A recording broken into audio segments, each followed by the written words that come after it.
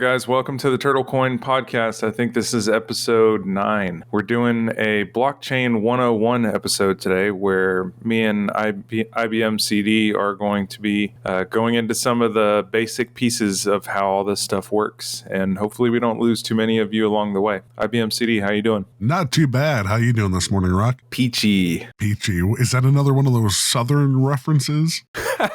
No. You know, I'm laughing because a couple of weeks ago I had some peach cobbler, and it's not exactly my favorite dessert, but it wasn't bad, and it made me think, man, it's been a while since I've been down south. Oh yeah, man, that's a staple down here. But yeah, as Rock said, I think we've got a pretty interesting episode ahead of us, and it's probably going to be a long one. We want to go through some of the 101 topics and kind of break down some of the blockchain discussions at its most simplest form. So it's not necessarily going to be turtle specific, but we're hoping that it gives a better understanding overall, because we've gotten some feedback from some of our listeners saying, hey, you know, this is all great. You guys are talking turtle and love the format of the show and the topics that you guys dive down into, but what the hell, how does all this work, right? You know, I've seen that comment floating around a couple of times. Yeah, you know, I have a feeling that some of that is just like inherent to these people's personality, is that whenever they hear words they don't know, their eyes roll into the back of their heads. And that might be an okay place for those eyes to be, in all honesty, but I think we'll try to keep it relatively lighthearted and explain it in simple to understand ways, or at least as simple as we can make it anyways, right? Yeah, I think we can do it. And if I start down one of my geeky tangents, by all means, feel free to reach out and slap me with the virtual stick. So why don't you hit some of the broad topics that we have? For those of you that are listening, we have this outline in front of us, and there's a lot of pretty cool topics on there. Do you want to hit some of the top level ones? Sure.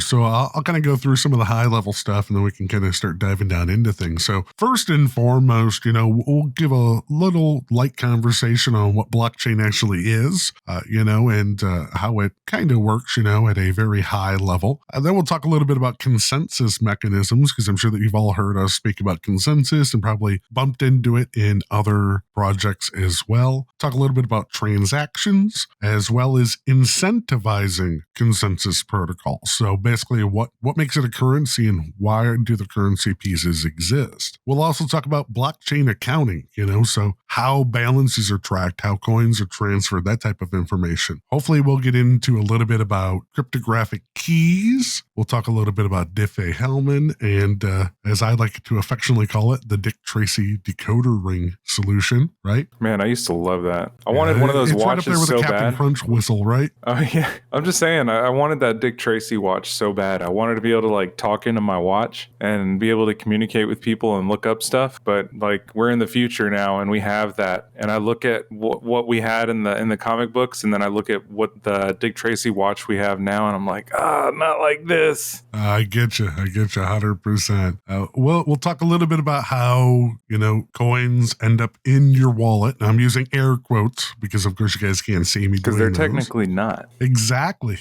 They don't go anywhere. Every once in a while, whenever I mention that in chat, people's eyes, I know that that's a case where their eyes roll in the back of their head and they're like, say what? We'll talk a little bit about what I like to call counting other people's chickens. So more or less, we'll talk about some of the privacy aspects that come into play on a number of projects and kind of how they approach those at the high level in an effort to obscure where funds are coming from and where they're going to. We'll talk a little bit about how funds are found when scanning through a blockchain using wallet software, whether it's the simple style that we run into, or I should say relatively simple style that we run into with public ledger-based systems like Bitcoin, and a little bit about how CryptoNote and some of those variants kind of handle things. And then ultimately try to pull everything together. How's that sound? That sounds really good. So what I'm hearing is basically anybody who's ever had a question about how do these things work? How do cryptocurrencies work? How do they live? How do they produce coins? How do they retain their value? I think this will be a good primer for them. And I'm kind of excited because I don't know of too many others that are in existence out there, at least post on YouTube that aren't like a thinly veiled, hey, buy my token type of video. So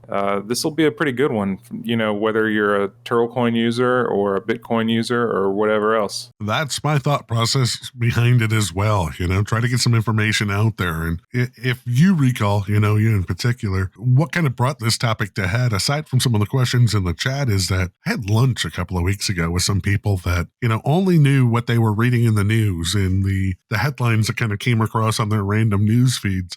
And they had some questions and they didn't understand what problems cryptocurrency and blockchain were trying to solve. And more importantly, in my mind, they had linked cryptocurrency to blockchain 1-to-1, and there was no difference. They were the same to them. And really, that's not entirely true. Couldn't be further from the truth. Exactly. So that kind of prompted, why I kind of wanted to dive down into this. And to your point, I hope it's a very, very enlightening conversation for our listeners. Oh yeah, this is kind of like like an episode of How It's Made. I love that show. Maybe the ones by Hugbees. The what? Have you seen any of the How It's Made episodes? I think his name is Hugbees on YouTube. You have to check some of them out. He dubs over the original How It's Made and puts his own commentary in there, and we love them because they're hilarious. I'll check it out, man. That's pretty cool. So that's probably pretty akin to what we're doing here today, but maybe a little bit of how it's made. But of course, it'd be great if we had some diagrams and stuff like that. And not to get too far off track, that's one of the things that I'd like to do at some point is build some explainer videos that kind of dive down into some of these topics, because the information is sparse, to your point. Yeah. So let's take it from the top. Blockchains, what is it? Well, you tell me, what do you think about when you think blockchain, right? So whenever I think of blockchain, I think of an ordered list that is where each element is dependent upon the element before it for its composition. And that way you can verify that the data on it in the past has not been tampered with, because changing one element, say in block 37, alters the history of what happens after it. And so you cannot reach the same point. Let's say it's a series of forks in the road, okay? And if everybody's going down a decided path, if you decide to alter that path at any point, you might no longer end up, in the blockchain world, you most certainly will not end up at the same destination with everybody else. So to me, it's a tamper-proof mechanism to where there is significant difficulty in being able to alter the past in order to influence the future and still arrive at the same future with the appearance of not having tampered with it. Maybe that's a little bit circuitous, but that's kind of how I see it. Did you just use one of those buzzwords that we were talking about there? Circle logic. There you go. Like I said, we're trying to keep the episode relatively normie speak, right? But no, I think you nailed it right on the head. But to break it down a little bit simpler, maybe I like to think of it like nesting dolls. I'm hopeful that everybody knows what the nesting dolls are. How you start off with a doll, you put another bigger doll, around it, or I should say, you keep putting dolls inside of other dolls. So the nesting problem, or inception, right? As you change things in the past or at lower levels, everything up top kind of changes as well, right? Yes. And the whole thought process is that if we properly chain this information together, that, as you said, it becomes immutable. It's very difficult to change what data was there previously in the past without totally differing everything about the state or place of where you're at today. So in a lot of ways, blockchain is not only immutable, it's also used as like a timekeeping mechanism, right? That's one way to put it, because everything has to happen in the exact same order to arrive at the exact same result, right? So riddle me this, Batman. How do we know, how do we keep all that data in every block if we're just stuffing all of the data from one block inside of the next block and that one inside of the next block to follow with the nesting doll comparison? What is the mechanism that we use to not make that an exponentially expanding file size? Well, to steal a phrase, I think we make it bigger on the inside than on the outside, right? Where I was going with, I was trying to prompt you to explain how we're not necessarily storing the entire history of all the blocks inside of the next one, it's a hash. And I was hoping that you would explain kind of what a hash is and how a hash works. Oh, absolutely. I saw exactly where you were going with that. I was just kind of being cute there. But, to Rock's point, yeah, we couldn't take all the data from a previous block and the previous blocks before that because we would need an infinitely large space to store it in. And I won't even go into, the problems with that aside from the fact that good luck with the storage. What it comes down to is, yes, we do hash that previous data. And to that end, what is a hash and what does it do or how is it composed? The real simple answer to this is that it's an encryption or an encryptic algorithm that is a one-way mathematical function. And when I say one way, what I mean is that you can perform the math to come up with the answer, but there's no plausible way, within our existence probably, that you should be able to take that answer and ever come up with the individual parts that created that solution. And let me interject. There are some weak hash functions and there are some strong hash functions. So some are not, they're one way in the sense that generally in the scope of computation, it's difficult to derive, from a blank slate the result from it. But with the example of MD5 and some of the weaker hash functions, there are pre-computed hashes that are comparisons to well-known password lists and things like that allow somebody to easily derive from the hash what the elements were that went into it. So not all hash functions are created equal. I just wanted to throw that in there. Oh, 100%. I mean, part of the strength of where hash functions come from are their collision resistance, really. I mean, that's pretty much the core of it. And when I say collision resistance, what we mean when we talk about that is that two independent sets or any number of sets of data that's fed into the mathematical formula should come up with distinctly different results. Right. So that's like saying 4 times 5 is 20 and 10 times 2 is 20. Both of those factors can, render the desired result. And that's something that in a strong hash function we don't see very often, but it is possible on a big enough timeline. Agreed. But on those weaker ones, we can easily see that there's many paths to get to 20. And as a result, any of those different forms of those inputs result in the same hash, which of course is not necessarily a good thing. So while my password may be aardvark, if there's a collision with the word octopus and they both generate the same hash, that would mean that, I could use a password of aardvark or octopus, to access whatever it is. And that's not right? Yeah, that wouldn't be good, at least not in our case. Exactly.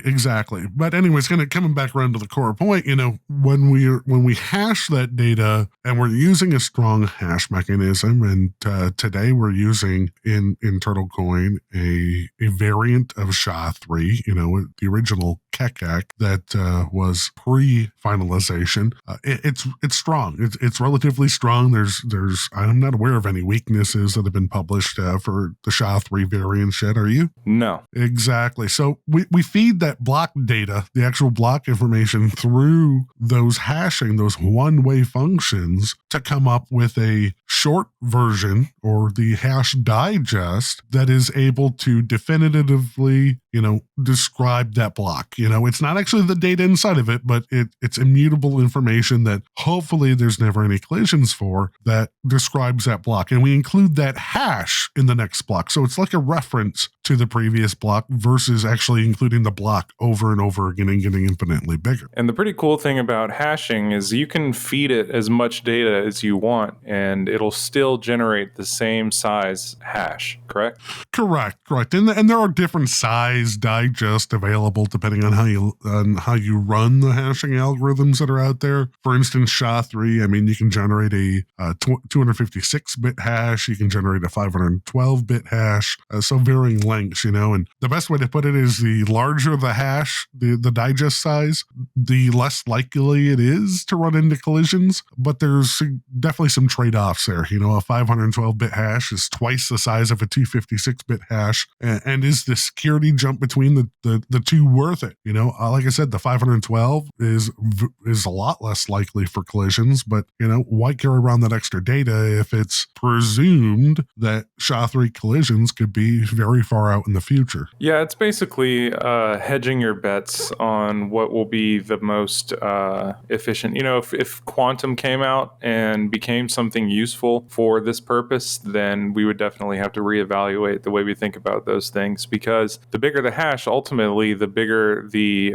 transaction size, the bigger the blockchain size, all those hashes do add up. But with each extra character of, I don't want to say, I kind of overusing the word hash here, but the more character length that you add to the hash digest, for each character, I believe it gets exponentially harder to derive that hash correctly. Am I correct on that? That's accurate. That's certainly accurate. If we had a hash that was 12 bits, just to keep it real simple and small, the chances of finding that are probably, or a collision in that 12-bit space are, probably might take a couple of seconds, so to speak, right? But if we go to 13 or 14 bits, it might go from, and again, hypotheticals here, it might go from a couple of seconds to maybe a minute or two. When we start getting in the 256-bit range, typically where a lot of hash digests sit, it's a very long time. I don't even know what the numbers are. I have to go look them up, but it's a significant amount of time. I mean, if you made that jump and doubled to 512, I mean, we're talking probably past the eventual heat death of the universe, unless there's some weakness that's found in the SHA-3 algorithm itself. Right. So, kind of swinging back around here,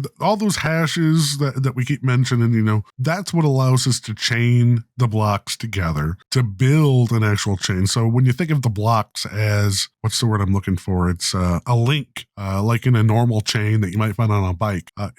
That's what allows us to actually link those pieces together, is that hash that looks back at the previous block. And some projects do it a little bit differently. I mean, sometimes they include more than just one block hash, or they include multiple block hashes to help kind of link things back. There's a couple of different ways to do it. And I won't necessarily go down to some of those other topics, but, the core of blockchain itself, some of the first implementations, it was a straight chain. And even today in Turtle, and what we'll be doing in V2, is a straight chain like that as well. Well, I think what you're illustrating here is a Merkle tree, which is one of the key concepts that blockchain operates on, in which each block per se, or each segment or transaction, references the elements that precede it, or the child nodes, so to speak. So the way that the blockchain in TurtleCoin V1 and probably V2 works is it's sequential. There's a single line. It looks like a dotted line, and each dot points at the dot before it. So in other technologies like IOTA or Byteball or even Karai, the tree, so to speak,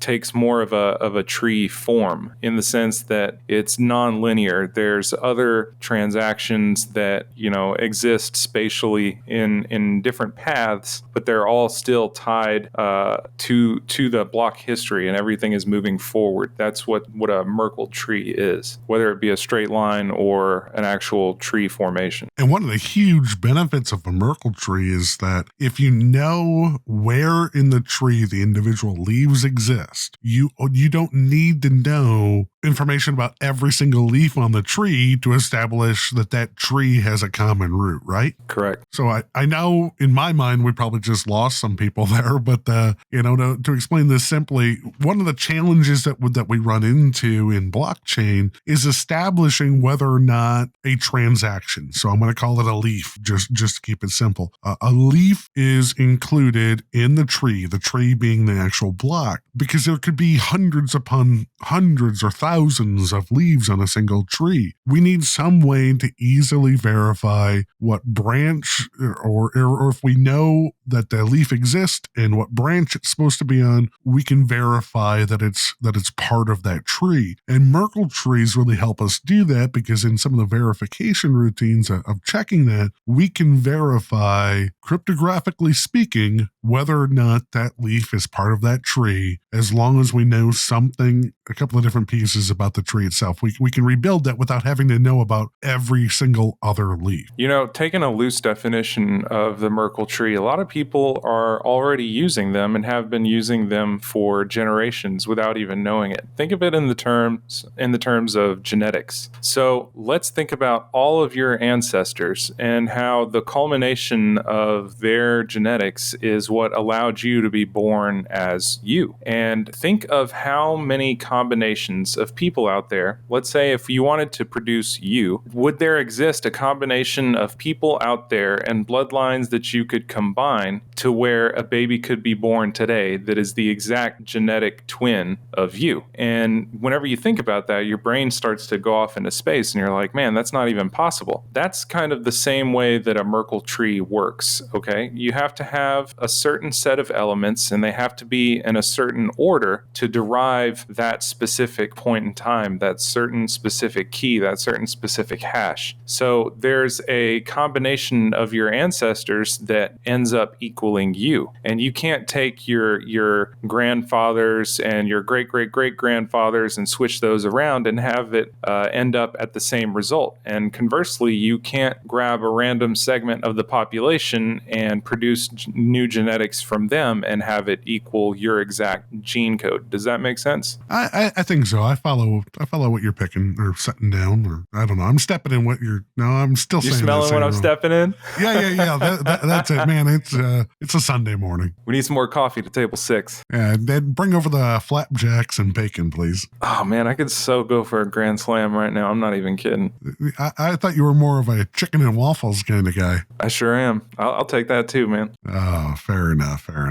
Which kind of brings us, I guess you can say, to the next topic a little bit, because as we're talking about building the chains and these Merkle trees, that things have to be assembled in a particular order, right? The question becomes that's great, we can assemble it, but how do we keep this from flying apart, And how do we agree on it? What happens if I shuffle things around that you didn't shuffle around, and now we don't have matching information, and we both think that I'm me, but I'm not me because I'm different because my ear's a little bit more to the right or whatever it is, right? There's got to be some way for us to come to a consensus on what the current state is, right? Yep. So the whole concept of consensus, I want to kind of back us up just a little bit, is one kind of the best way I can say it is it's kind of a misnomer, is that we kind of use the term consensus as if it's a new problem, that this is a blockchain problem, but it's not just a blockchain problem. I mean, we run into consensus issues in everyday life, and so much so that this problem at its core is thousands of years old, right? Yep. Think about how we do consensus now. We have voting systems. We agree on laws. We agree on common idioms, common ways to live in a society, or at least most of us do. And there's also mechanisms that handle those who step outside of those rules and those agreed upon norms. That's absolutely true. And it's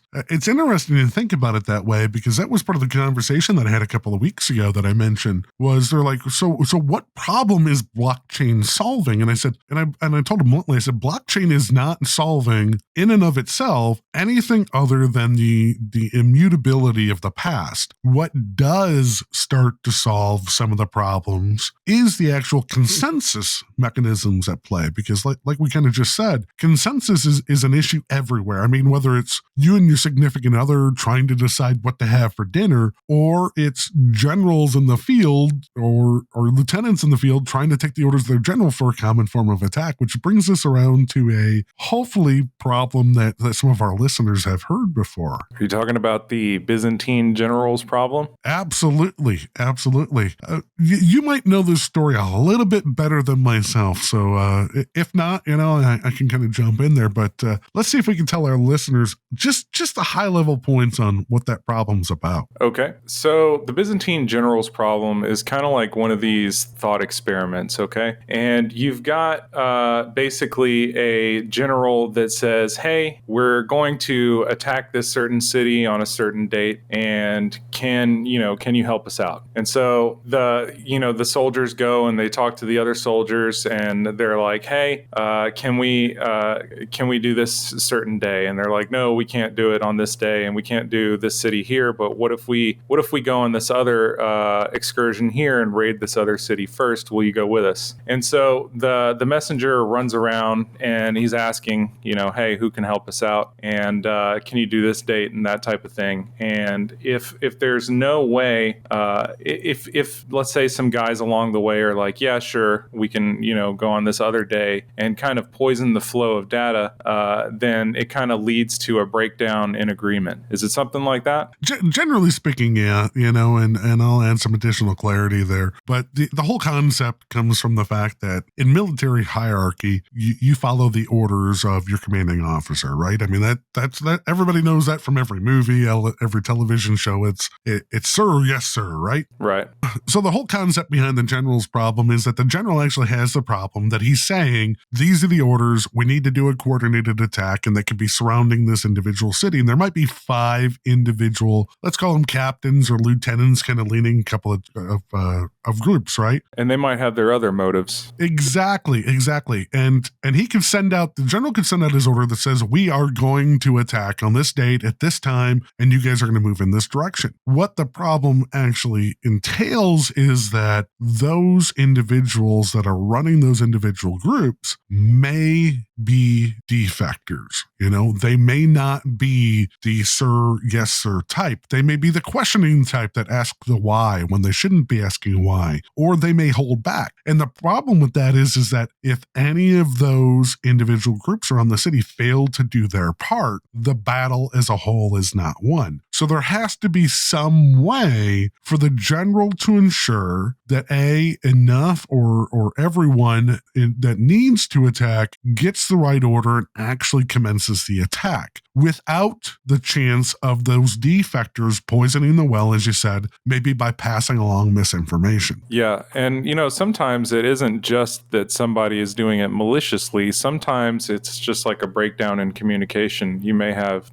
protocol errors or, mismatches in versions of the software along the way. And so the message may become tainted in some way or another. It's not always due to maliciousness, but it can be. And that's exactly true. I mean, I think back of, childhood games of telephone, right? I'm sure we've all played telephone. And just the thought process that message can very quickly break down. So the whole concept of consensus is establishing protocols or processes that everyone agrees to follow. And when I say everyone, I mean well-meaning actors, the people that are loyal to the general, the people that want to do the right thing. Because defectors are going to do what defectors are going to do. But we all have this established set of rules, these protocols, these processes that we all agree that we're going to follow as loyal subjects of the general. And as long as we follow those processes, we should all come to the same result. And that result should be, in the case of the general's problem, an attack order or a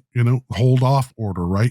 Wait for another day. The same concept applies to blockchain. We want to make sure that we arrive at the same state. So we all follow the same processes, the same procedures, we all calculate the same way. We all use the same algorithms. And the hope there is that by doing that even if there's somebody that gets some bad information along the way or is malicious, that enough of us are doing and saying the right thing that we can still come to a quorum, a majority that this is the order and enough of us do what we need to do. Make sense? Yep. So this kind of comes around to, well, how do we do that? In a trustless system such as the internet. I mean, here we are, talking through a podcast and the pseudonym Rocksteady. We don't know who Rock is. We don't know where he's at. Most of the users in the chat, we don't know who you are, but you're operating nodes. There's nodes and mining pools all over the place. I mean, it's decentralized as it should be, but we don't know anybody. I mean, how could you actually trust that people are acting well on a blockchain network and doing their part? It's a permissionless system, so it gets pretty complex whenever basically anybody can jump on the network and say, no, no. Send all the money to me. And that would be, my name is Cash.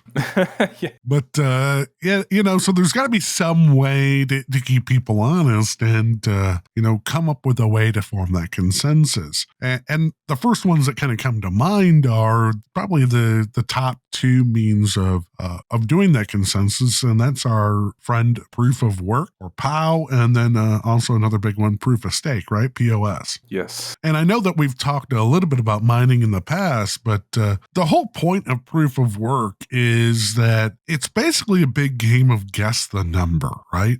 Exactly. I commonly use the example of a lottery. How so? So let's say that you have a guy that decides to set up a lottery, and he says, I'm going to stand in the town square and I'm going to think of a number between 1 and 10, and everybody just shout your guesses, and every minute I'm going to think of a new number. Every time one of you guys guesses the number correctly, we'll go ahead and start a new round. And so he stands there and he's thinking of the number 8, and there might only be 2 people standing there, and so they're shouting, okay, 1, no, 6, no. And whenever one of the guys yells 8, then his hand opens and the coin pops out. So let's say that a couple of other people hear what's going on and they walk up and they're like, shit, man, 1 through 10, yeah, okay, I'll start shouting numbers too. But now they reach the solution in, let's say, 10 seconds, and he's like, all right, well, I can't keep spitting out these coins. There's like 10 people standing here now. I'm giving out a coin every second.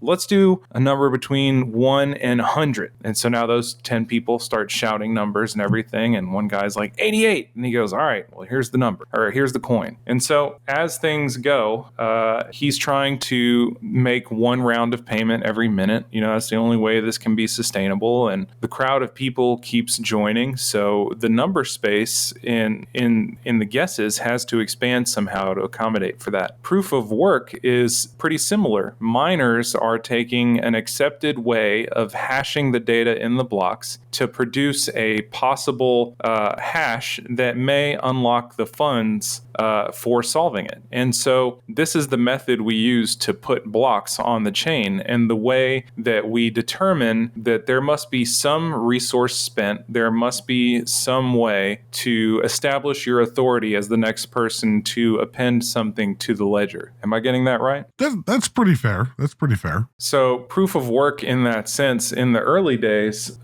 it was a concept that we had a lot of faith in. And in the beginning, whenever it was just CPUs, it made a lot of sense. But as time went on, we started to notice some faults in it, mainly that the hashing algorithms were a lot more easily solved by non-commodity hardware. So like dedicated circuits, application-specific integrated circuits specifically, or as most people call them, ASICs. So ASICs made that competition to unlock the next block very trivial. And so that tended to distort the probability for normal people. So instead of having one guy out there shouting for you, you have your 10 friends who are also auctioneers, and they can just spit out numbers faster than anybody else around them. And that's kind of how ASICs work, is they have a specialty, purpose-driven piece of hardware that can generate these guesses faster than anybody else. And so the genesis of proof of stake became a way to address this, because proof of work burns a lot of power doing nothing 99.999% of the time other than generating incorrect guesses. Every once in a while it pays off, and so you could say that power expenditure was justified. But whenever you multiply that times however many participants are on the network, that becomes very large. So proof of stake tries to eschew the expenditure of power and change it into an expenditure of resources, or a locking up of resources for the duration of your, you're competing in the block generation contest. That's kind of fair. When we think about it that way and go back to the concept of the lottery, with mining, your CPU or your GPU or your ASIC is generating the lottery tickets for that lottery round, right? It's taking those guesses, trying to find it, versus the proof of stake. Generally speaking, it's kind of like it's buying tickets. I mean, just literally buying tickets for the chance to win, right? And it's not that you necessarily lose those funds if you don't win. It's just that you can't win unless you buy tickets, right? Does that make sense? Yep. So it's a different way to look at it. And like Rock said, that whole POW process is a way to commit resources to show that you are acting in the best interest of the network, that you are trying to solve the problem, the difficulty problem, and that's the way that we kind of measure that today in proof of work, is that you mine to the difficulty being how hard or what is that guess that you need to find. And you just big is that number over space? And over again. Sorry? I was going to say, it's basically how big is that number space. Whenever I was talking about the guy increasing the amount of options to choose from with the result of keeping it at that 1 minute interval, basically what I was explaining there is difficulty. And a lot of you guys from the past, if you have been tracking TurtleCoin for a while, will remember the early days whenever we were messing with something called LWMA to maintain this difficulty. Do you want to talk a little bit about how that worked? Not in particular.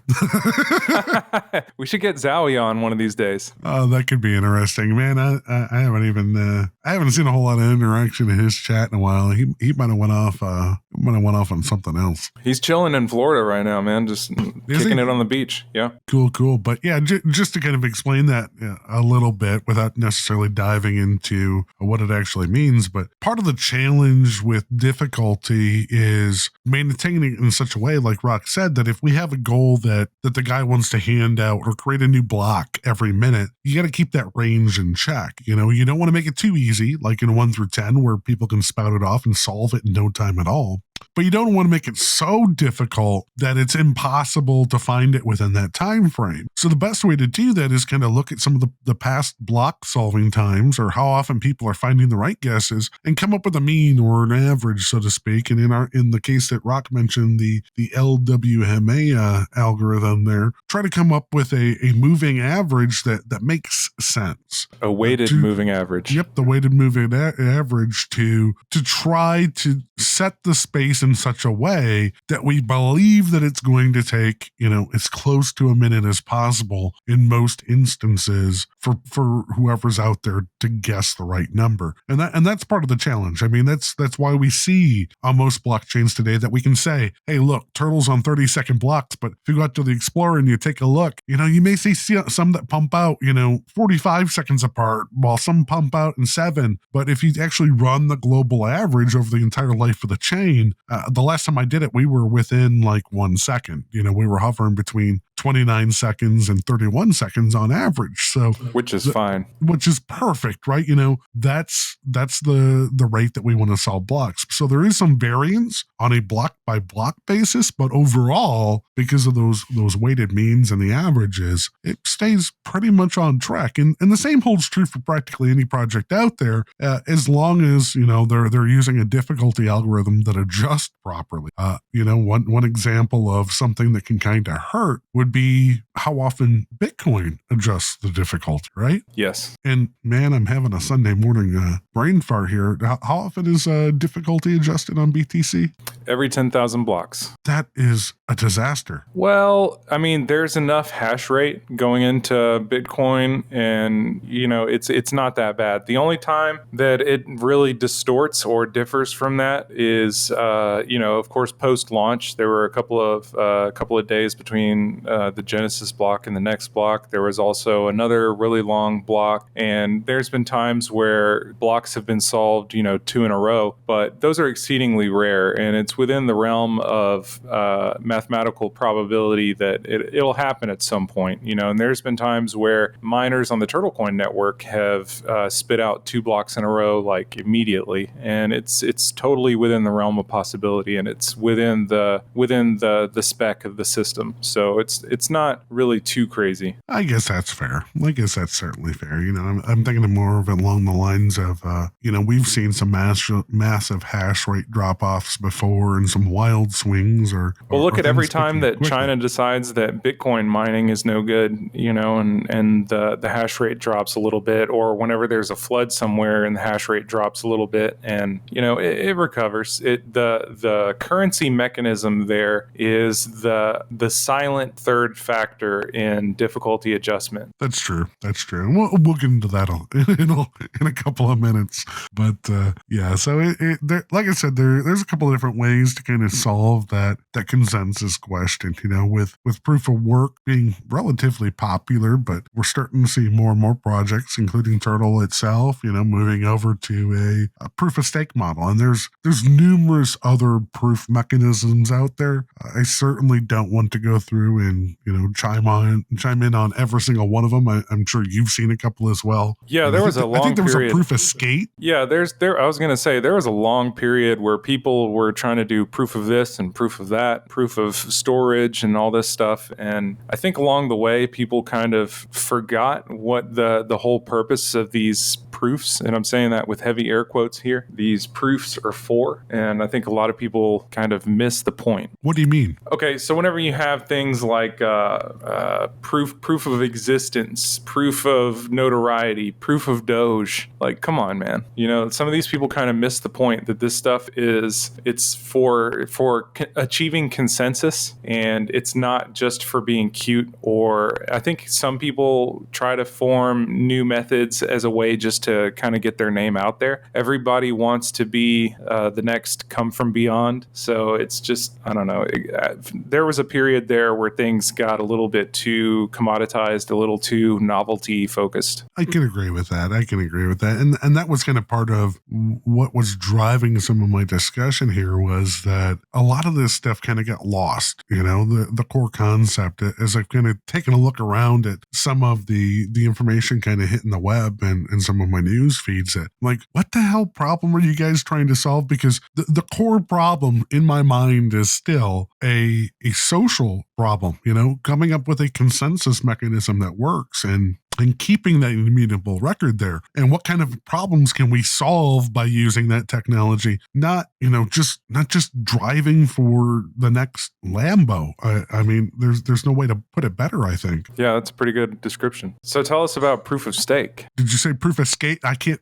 No, I said proof of stake. Oh, stake. Proof of stake obviously is a little bit different. And we've talked a little bit about that on some prior episodes, because that's the general direction of where we're moving with V2. But yeah, instead of mining and burning electricity, so to speak, or converting electricity into a consensus mechanism, people have to put up their funds, whatever funds those may be, whether it's Turtle V2 or it's ETH2 or whatever it is. You've got to stake those funds and put those at risk to secure that chain. So you're basically saying, man, I hate to put it this way, but the age-old saying, he who has the gold makes the rules. When you put your gold out there, then you help make the rules and make sure that that things are moving. I mean, it's weird to think about it that way now that I actually said it out loud, but that's pretty much how it works. Yeah, pretty much in a pure proof of stake system. Yeah.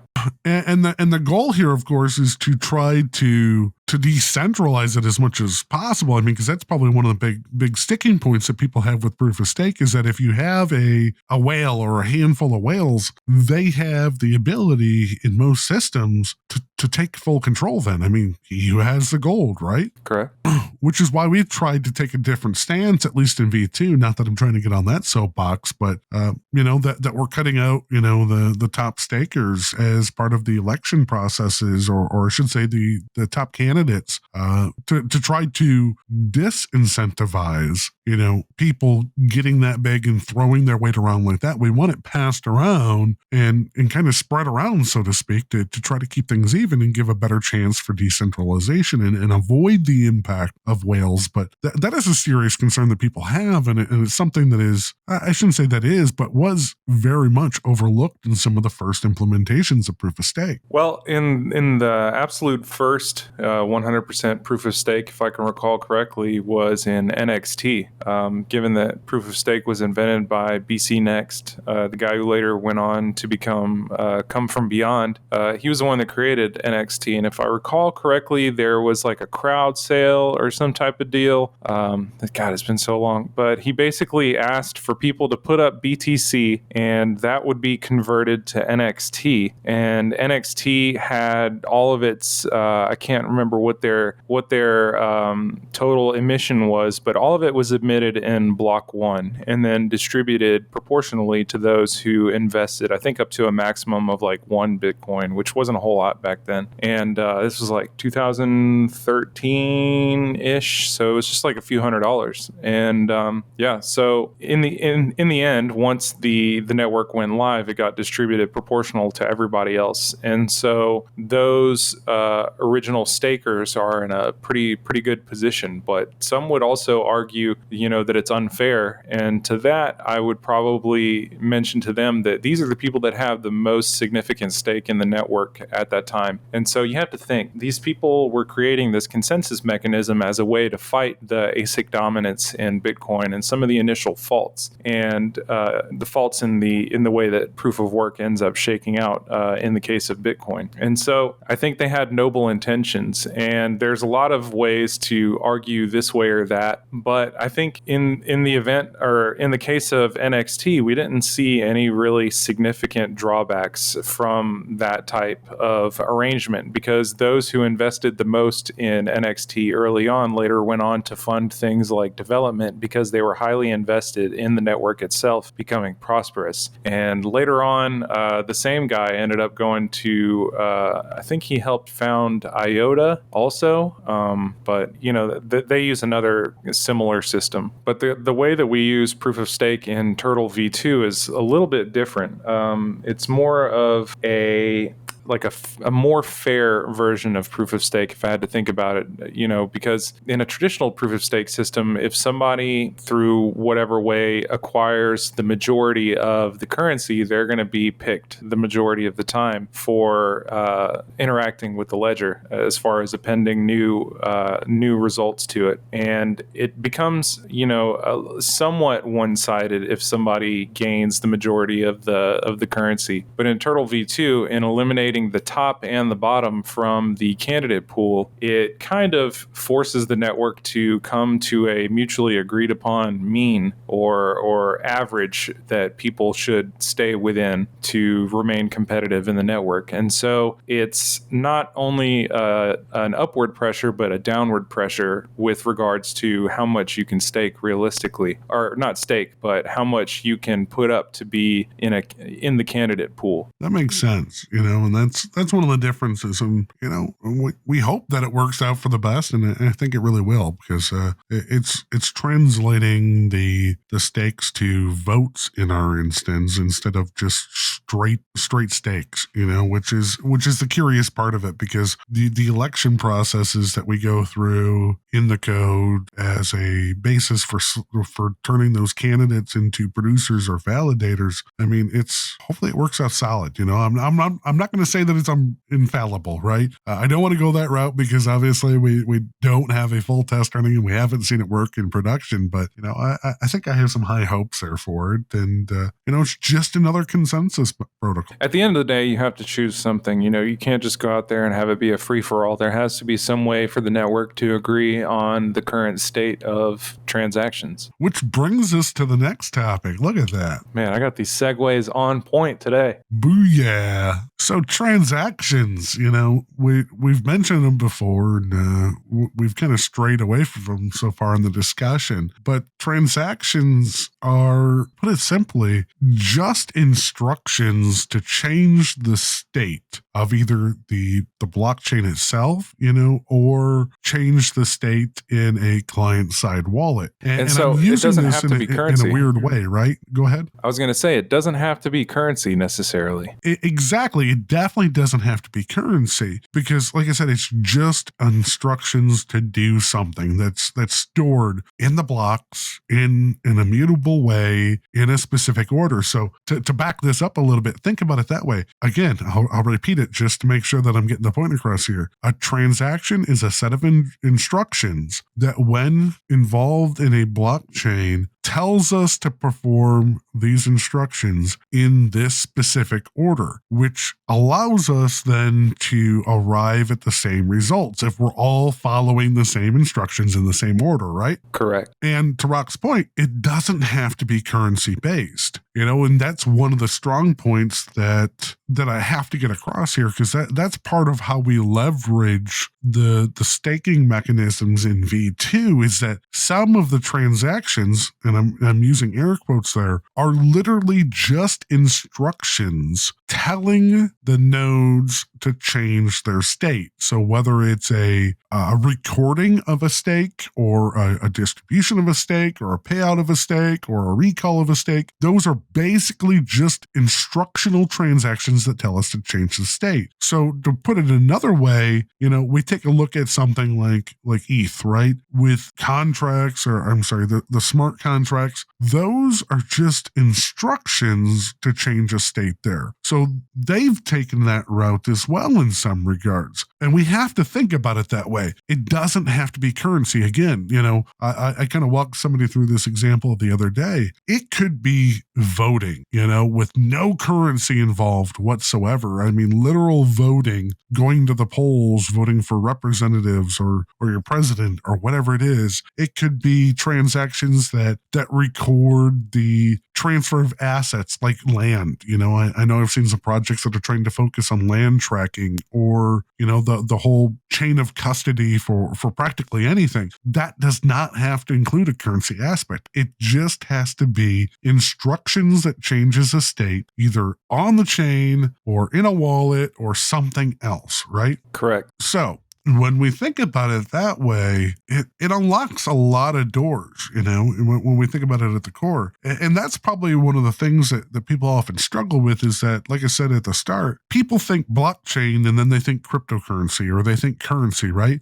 Or we say cryptocurrency and we immediately go to blockchain, and we think that they're synonyms of each other, right? But they're really not. People think all of this entire field is just wealth extraction mechanisms. Which is why I get upset every time I see the word DeFi in the news. Man, what the fuck is a DeFi? Please, somebody please tell me, what the fuck is a DeFi? I saw Fexra online. His icon's green. I think he could probably explain this to us. I'm pretty sure that he's a DeFi fanboy. I just want to swat these people's hands and say, stop touching the fucking money. That's probably pretty accurate, and that's part of the problem. Is that people don't understand that the technology is disconnected. That they are not one in the same, which is why we spent the last hour talking about blockchain itself, and the consensus mechanisms, and breaking it down, because it's important to understand that before we jump into some of the stuff involving currency. Please do continue. Nice. So one of the other things that kind of comes to mind here, when you think about it as instructions versus, just a currency mechanism, it's important to think about the volume of the transactions, or the volume of instructions that can take place on any given network. And when I'm saying volume, I mean, think about it from this standpoint. I'm trying to, let me see if I can break this down in a way that doesn't boggle minds. All right. So imagine that you're a worker, one of those nice 9-to-5ers sitting in a cubicle where your job is to take a look at reports and then stamp them, that they've been received, right?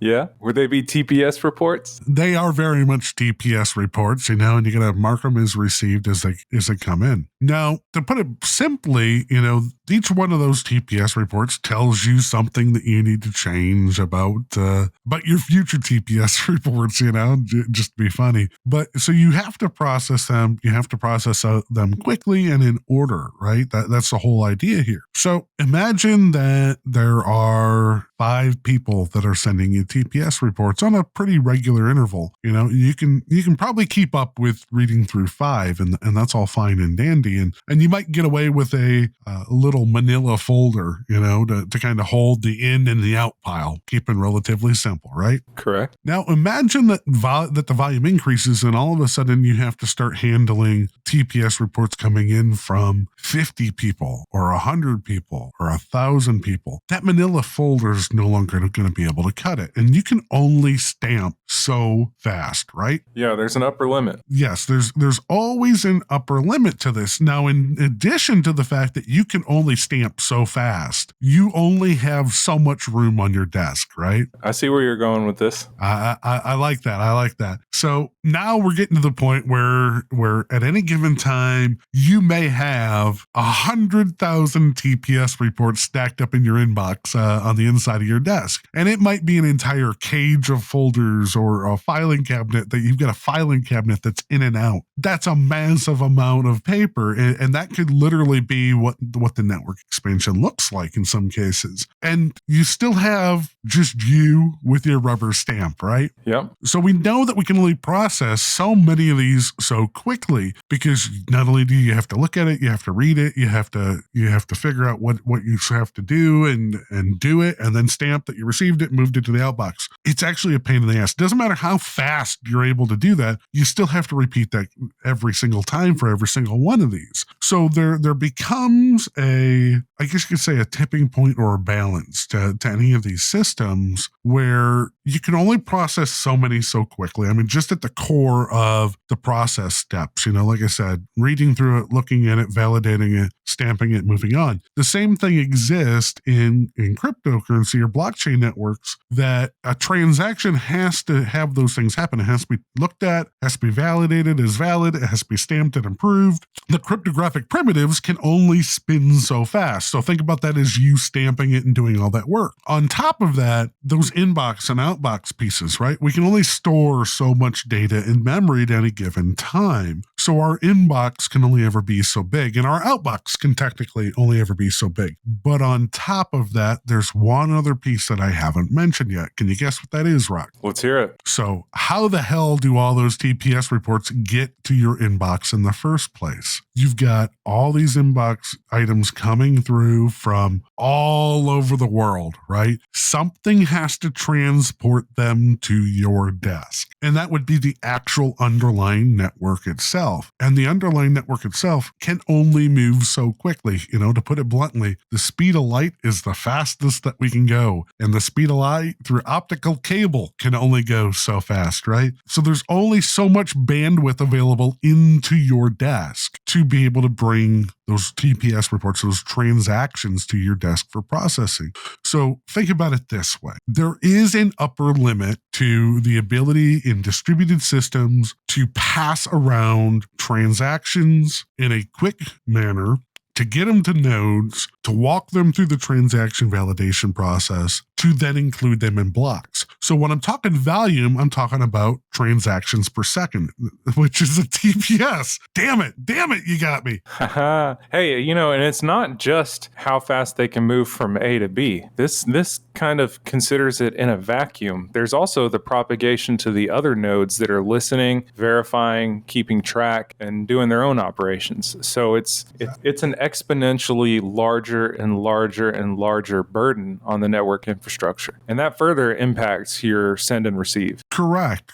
So, the inbox has an upper limit, in storage space and the ability to consume new information from the network just based on bandwidth concerns. That output box has the same types of storage limits, as well as its ability to transmit, validated transactions and block information out to the rest of the network, as a bandwidth limit. There's all these things that come into play that can directly help or hurt transaction processing, right? So TPS numbers. And there's also obviously the block time itself, and you can only fit so many transactions in a block in most projects. The reason for that being twofold. One, blocks have to be small enough, with all their transactional data to transmit through all of the nodes and propagate them all over the world before the next block, definitely before the next block is due to come out, but fast enough that everybody can get all the information and validate it and start working on the next block, if that makes any sense. So nobody really gets a huge head start in that process. That's part of what draws down the ability for networks to have extremely high TPS rates. Is there's all that, I want to call it overhead, just to put it bluntly. That's what it is. All that overhead to the blockchain, to the processing of those state changes. There's no easy way to get around that in a distributed system. Now, notice that I said a distributed system, right? I hear you. So what's the difference then when it comes to a centralized system that allows it to scale up, I guess you could say, and process, thousands and millions of transactions per second? So here's, this is kind of hitting home for me. Karai is a system that doesn't operate a currency. It's a blockchain. It's a tree. Traditionally, it's actually a polyforest tree. And there's a centralized structure in Karai V1 where everyone depends on a coordinator, and the coordinator is the central timestamping authority. This is similar to what you would see in IOTA, except IOTA operates a currency on top of it. So there's a concern that I had that whenever the coordinator does have an upper limit in the amount of transactions it can process. Currently, if you're running a coordinator in a simple node setup, it's going to hit somewhere in the millions of transactions per second. Once you start adding on peer-to-peer, adding it on a network, start writing these things to a database, start messaging between peers, it drops down pretty quickly to like 100,000 transactions per second. Now, if you start doing complex cryptographic operations on top of that and using private transactions, it drops somewhere to like 10,000 transactions per second. So, that's just in a centralized and coordinated system. Now, whenever you start doing it P2P style, you have to start thinking about at what point is the size of my network going to be an impedance? Because whenever you're in a crowd, and let's say you're playing a game of telephone with 8 people around you, and they're playing telephone with 8 people around them, at a certain point, the density of the crowd affects the ability to pass a message to a distant node. And so pathfinding becomes a concern. Then also just the density of the nodes starts creating latency issues because you have to pass so many hops to go from A to B. So there's all these points at which you can kind of become a victim of your own growth. And so there is a curve to the throughput of these networks as they scale, if you assume that the scaling in the network correlates with the amount of nodes boarding the network and participating in consensus. Kind of went off on a tangent there. I hope I didn't lose you. No, I think it aligns with kind of what I was getting at there, is that you could have a system, now taking it the other way, because I want to make sure that we draw this distinction here, that if it is highly centralized, just like your coordinator off on its own, right? Maybe it's getting some data coming in from a couple of different places, so throw on the peer-to-peer side, but not necessarily the same cryptographic concepts. You were still talking in the plausibly tens of thousands or, maybe 100,000 transactions per second, right? So it is a lot faster when it's centralized and you only have one authority or one or two authorities that are driving everything. And I call this out because, a lot of times when people are comparing the blockchain systems and the cryptocurrency networks, they're comparing them to the processing capabilities of payment systems like Visa and MasterCard, right? Visa and MasterCard, they can in a certain way, they are distributed, and in certain ways, they are centralized. They're centralized in the sense that they don't have to form a consensus on these things, in the sense that it's an adversarial terrain. You have nodes that are working together that are all in cahoots. They all have a shared mutual interest. Don't lose money for Visa or whoever. So, but they're decentralized in the sense that there are multiple gateways and check-ins to the network where, eventually it all coalesces to a mutually agreed upon state. So with that in mind, they're able to be distributed, but also extremely fast and efficient. And whenever you look at blockchain networks, what's Bitcoin's transactions per second upper limit right now? Is it like 600 transactions or something like that? It's not a whole lot. No, per second. Oh, per second, it's considerably less than that. It's considerably less than that. Okay, so Bitcoin being the most basic of implementations, I'm talking about like no privacy. Everything is out there. The protocol just kind of is what it is, and it's got some very small transactions. It's not the smallest, but they're about as basic as you can get. So given that Bitcoin is so simple and yet it's this costly to reach the density of transactions that the Visa network reaches, the differences between the two kind of become clear. And I think about it like a triangle where one of the elements is decentralized. How decentralized is this network? And another one of the points of the triangle is how many transactions can we push through this thing per second? And so it's like a usability spectrum, and you have to kind of think to yourself between these points, what is worth more to me, and kind of place your dot somewhere inside of that triangle. And maybe if the cryptographic surety is of more importance, and like the permissionlessness of the network is of more importance, and the transaction per second is not necessarily of importance, and the cost of that transaction is not necessarily of importance, then maybe you choose Bitcoin. But maybe if the amount of transactions per second and the cost of those transactions and that type of thing is more of a concern, maybe you choose Visa. To me, I think just trying to compare these things, while it's useful because in the end they're both financial instruments, they both enable the transfer of value between 2 points. I think that it's kind of I don't know, it's like comparing a skateboard to a scooter.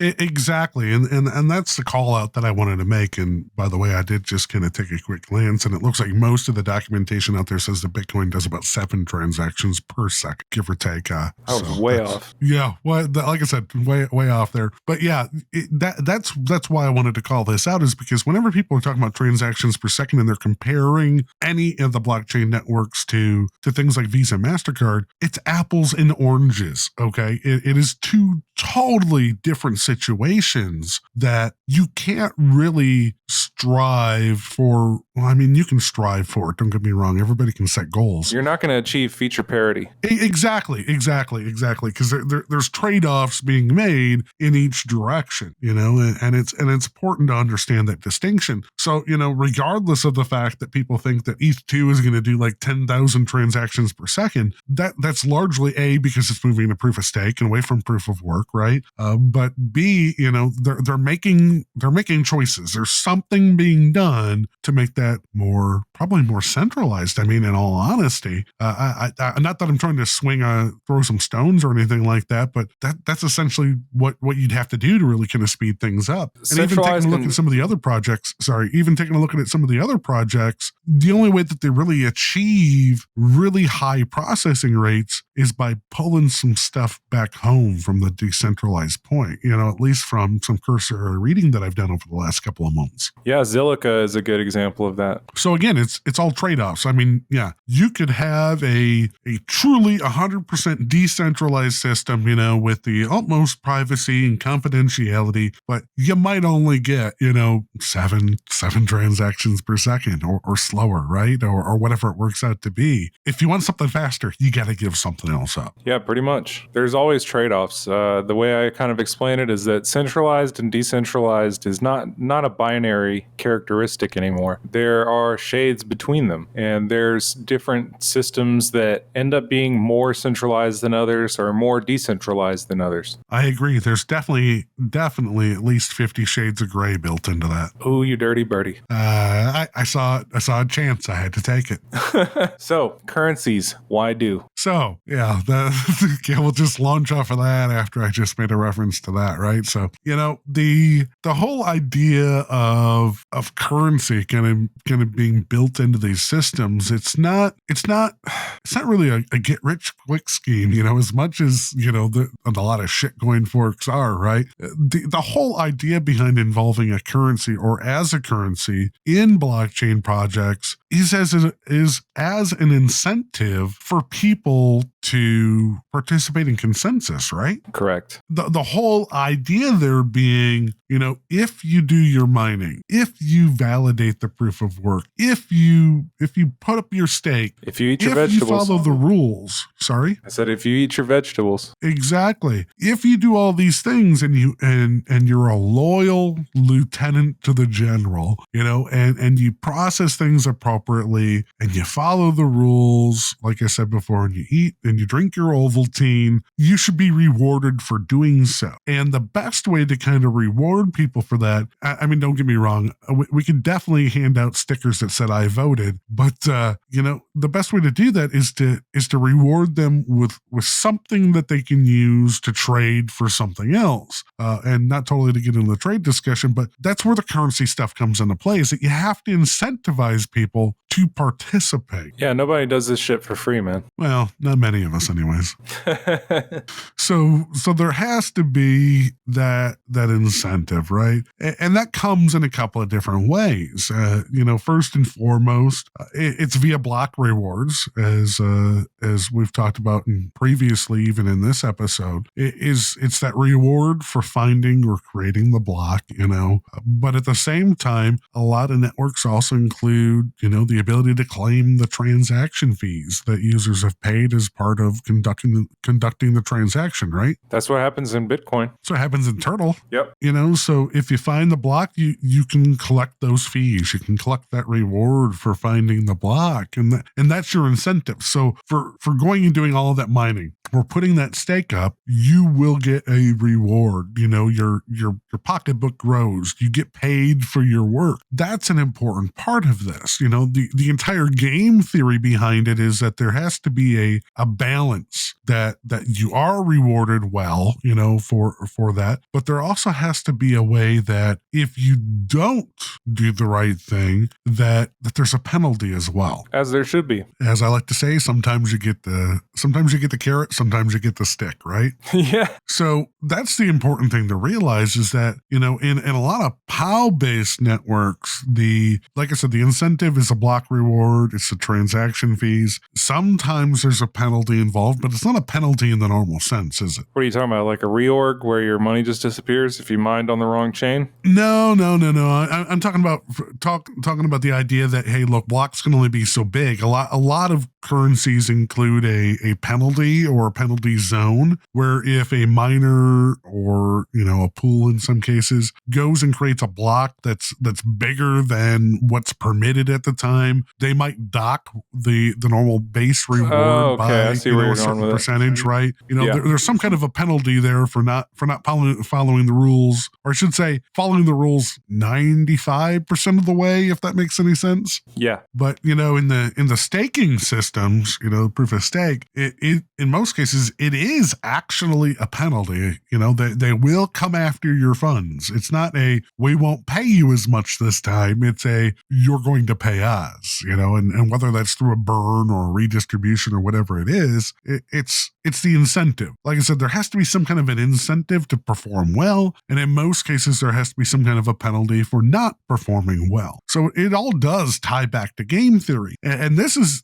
an interesting thought process. As I was kind of explaining this, I hate to keep going back to that discussion over lunch, but when I explain to people that, hey, look, at its core there is a lot of game theory that comes into play on how blockchain systems work, and it is not just you mine to get funds. You actually are mining to participate and perform the consensus stuff, and that reward is just part of the entire game. That it really kind of opened their eyes to say, hey, it is more than just this. There are a lot of concepts baked into these projects and the way that things are approached, that there's more than meets the eye or more than appears. All right. So it's just kind of interesting to think about in that regard, that there's a lot of different knobs to turn, a whole lot of different buttons to push in that game, whether it's, network transaction fees, as we've talked about a little bit before, or in the form of V2, there's the POW that's required for each individual transaction that you send in.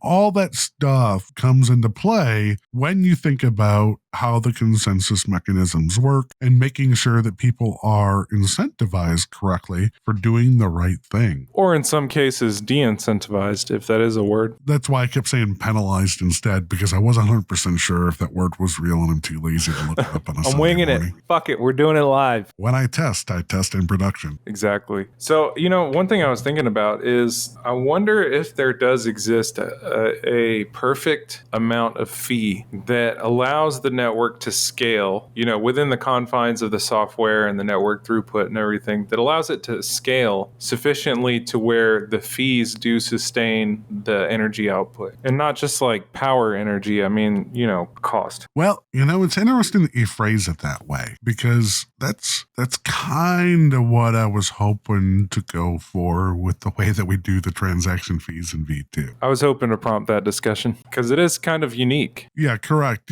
Because as we've talked about before, and I know that obviously I'm going to reiterating it to you, but those transaction fees are what drives the new funds that are emitted. Yeah, I don't know of any other network that's doing that. Yeah, exactly. So instead of, I guess you could say, relying on a tail emission to keep the block running or the network running, where the base block rewards completely disappear and rely entirely on transaction fees. And, there's tons of projects out there that are trying to figure out, hey, look, are our transaction fees going to be enough to sustain it? Probably the biggest one that comes to mind is Bitcoin. When it hits the limit, it hits the limit, and then everything has to be maintained via transaction fees after that, right? And there's definitely some concern there on whether or not those transaction fees, especially as they keep developing technologies that make the fees lower and lower, right? That whether or not that's going to be sustainable long term. So there's got to be some kind of a reward mechanism, or we look at like Monero, right? They have a endless tail emission that goes until forever, to try to keep that reward in place to incentivize people. And our approach to it in V2, like I said, is that the transaction fees obviously go to the producer, the validator, or the stakers that stood behind those. But we also, in essence, print new funds matching those transaction fees. So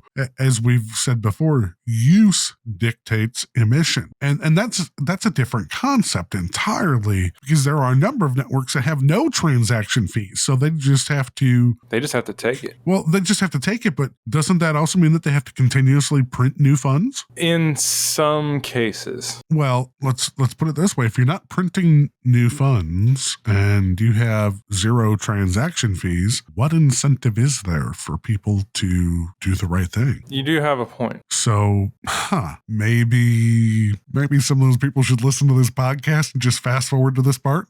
Yeah, pretty much. The thought never even occurred to me that in some of those other projects where they have no transaction fees, that hey, look, that they aren't doing some kind of a block reward. Like what? Unless it's one of those projects that, hey, look, we did a fair launch. I'm using air quotes, right? And minted every single fund since existed in the entire existence, and the thing that I'm thinking of is that there does exist a network that does proof of work per transaction and has a fixed and fully emitted supply. And as far as I know, they don't match any type of fee because there are no fees. It's nano. But the problem is that they're dealing with a lot of like spam, and there's last I checked, and I'll admit it hasn't been very recent, but there were some discussions about possible like a fee or something like that. I'm not sure. I'm not sure where that left off. I've been kind of busy with turtle stuff, but that just to be the one exception to that point, I think that's the one network that I know of that both has the fixed supply, the feeless, well, technically feeless, you're not paying coins, I don't think. And then, yeah, I think that's the only one, but I do definitely see the drawbacks there, due to the spam issues. Which in some ways is somebody not acting in the best interest of the network, right? Or a group of people not acting right. in the best interest. There was like some selective validation that had to go on as a result of that. And I was seeing people coordinating through through Discord for that. Exactly. So it's important, like I said before, that there's tons of knobs to turn and buttons to push. That there's probably no like one way to do this. Obviously, to make sure that the incentives there to perform correctly and the penalties are there when you don't perform correctly. There's a weird balance that kind of goes on. That, like I said, it goes into total like game theory discussion that I think I'm ill-equipped to handle. But it's interesting to think about. Yeah, it definitely is. A lot of this game theory is very interesting to think about because you never really know what's going to happen until you see it happen. A lot of times that I've forecasted how things are going to go a certain way, they did not end up that way. So I just, I don't know. I try to stay out of it. I'm still waiting for your Chuckwell hash rate to pan out. Yeah. But that's probably for another time. So kind of moving on to the next topic here, the concept of, how blockchain accounting actually kind of works. And when I say accounting, how does the money move? Yeah, how does the money move? Yeah, the perfect phrase there. It's different between different systems, but at least in my mind, there's two main ways that they handle it. Does that seem right? Yeah. You want to shoot for the first one for us? Yeah. So in the first one, are you talking about UTXO based systems? Sure. And the second one, are you talking about balance based systems? Okay, so there might be three. All right. Well, let's hear it. Because I was thinking about the UTXO systems. I was thinking about the balance based ledgers, but then there's also this other field that technically things like CryptoNote and anything kind of based around those technologies, they're not balance based, and they're actually not UTXO either.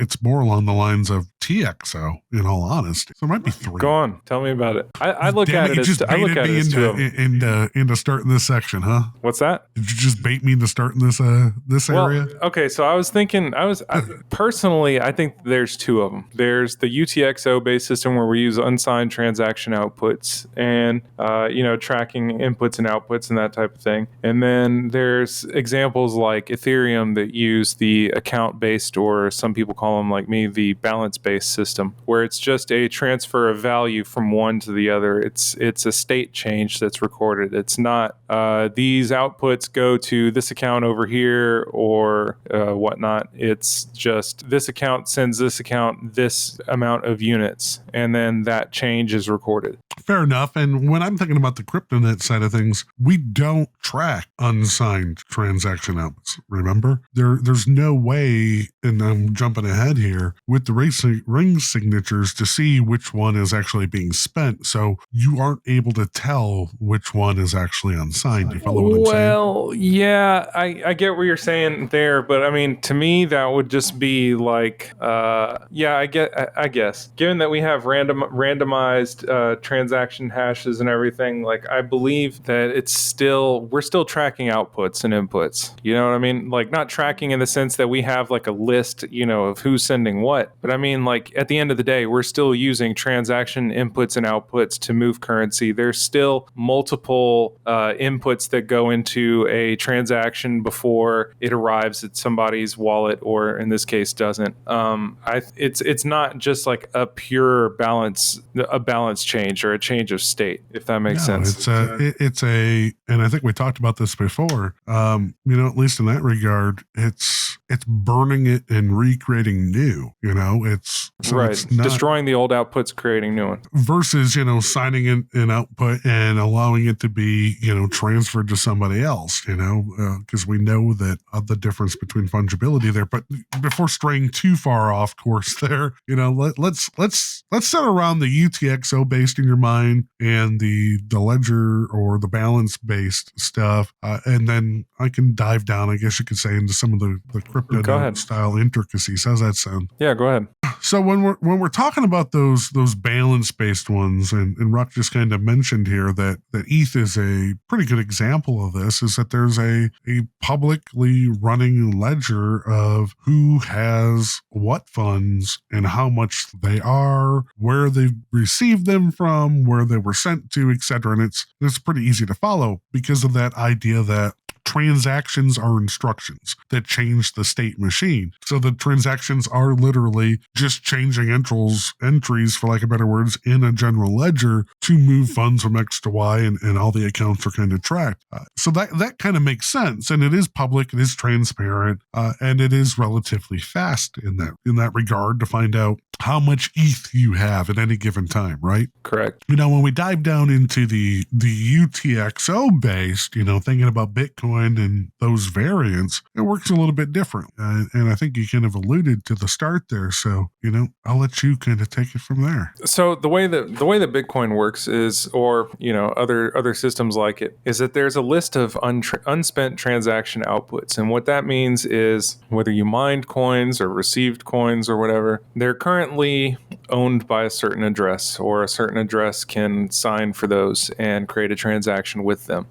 So the way that it works is whenever you send a transaction, at least, and this even translates to TurtleCoin. Whenever you send a transaction, it's not just like, let's say I have to pay somebody 21.53. Okay, it's not just, I have this this one pre-made transaction output here that equals 21.53. It's actually one that is worth 20, one that's worth 1, one that's worth 50, and one that's worth 3, or 0.50 and 0.03. And so this collection of outputs composes the transaction that you're sending. Whereas in a balance-based system, it's just a raw state transfer of 21.53. So by scanning the blockchain and looking for which outputs have been spent already, that's how you can prevent double spends. Whereas in an account-based or balance-based system, it's mainly, does this person have sufficient, or does this account have sufficient balance to send this amount? So, in a lot of ways, the ledger-based or the balance-based systems are more or less, the same as our traditional banking, right? Yeah, pretty much. It's just in and out entries in a ledger. Awesome. Well, I shouldn't necessarily say awesome, but it's easy to pull that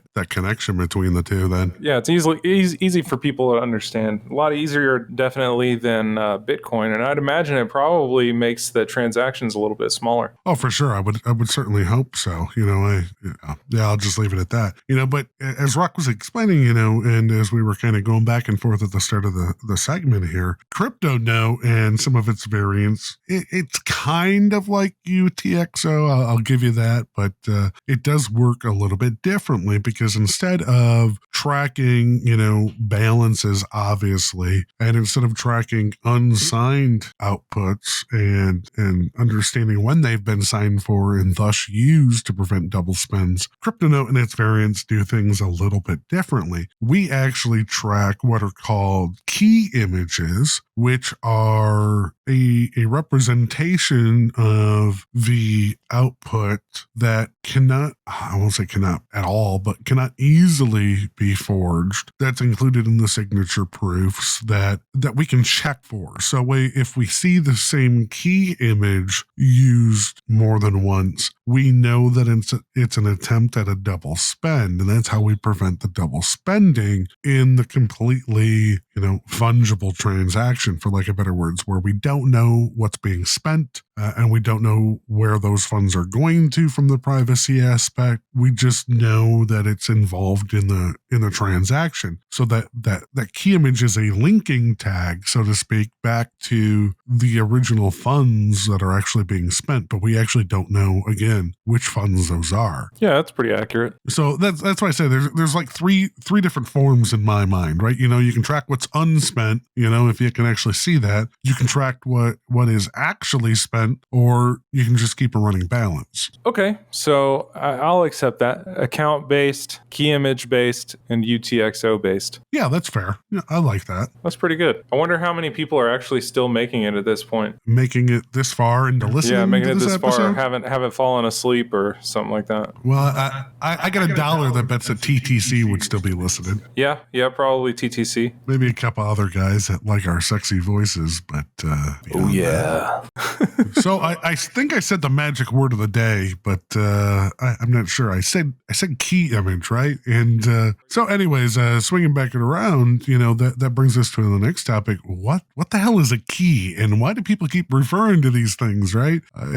We kind of take it for granted granted that we know that people know what we're talking about when we say keys and things like that. So I wanted to spend a little bit of time kind of just talking a little bit about what a key is and some of the different forms of cryptography that use those keys, if that makes any sense. It does. So, Rock, what would you say a key is? A key would be something that unlocks. But in the context of the way that we use it, a key is just a random number. Typically, we use key pairs, and those two keys are used to derive a certain point on a plane. I believe it's is it a 3D plane? Would that be considered a volume? I'm not sure, but it derives a point on a curve, and that is typically used to establish authority over a certain range of numbers in the sense that you can prove ownership. Is that correct? Holy shit, you lost me entirely. So, let's start at the beginning there, only because if you lost me a little bit, I think we probably lost the listeners. I mean, it sounded like what you were saying was accurate, but at the same time, it just kind of went right over my head. So, when I was thinking about it, a key is a key. It unlocks a lock. That's probably the most simplest form, because everybody understands the concept of a lock and a key, right? But in our case, as you said, they are big random numbers. When we're talking about big random numbers here, we're talking about very large prime numbers. So as a refresher for people, a prime number is a number that is divisible by, itself and 1, basically.